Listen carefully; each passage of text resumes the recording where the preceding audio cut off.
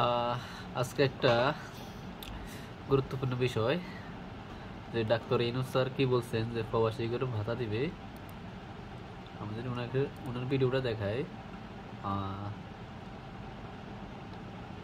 এ কোনে এই যে ওনার ভিডিওটা আমি এই ১.৫ কোটির মধ্যে লাখখানিক বাজার সবাই গতর বিক্রি করে বেড়ান।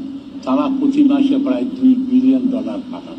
তাই আজকে আমি মনে করি তারা যখন রিটায়ার্ড হয়ে আসবেন তাদেরকে মুক্তিযোদ্ধা ভাতা দেওয়া হোক।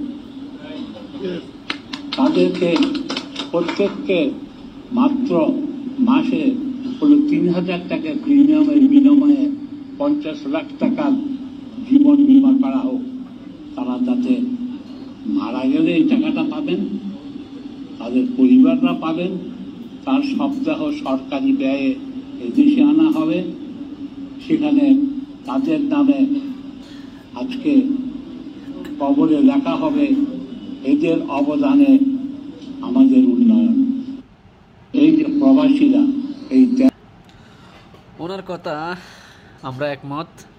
যদি প্রবাসীদের জন্য যদি রিটায়ার্ড হওয়ার পরে যদি পেনশন হয় তো আমরা এটা প্রবাসীরা একমত। আমাদের জন্য এটা খুশির খবর অত্যন্ত। কার কীরকম মনে হয় সেটা তো আর আমি জানি না। তো হয়তো এটা প্রবাসী যারা আছে তাদের জন্য একটা গুড লাক। তো কার কি মতামত জানাবেন কিন্তু আমাকে কমেন্টে। কারণ বাহারাইনে অনেক মানুষ মারা যাচ্ছে।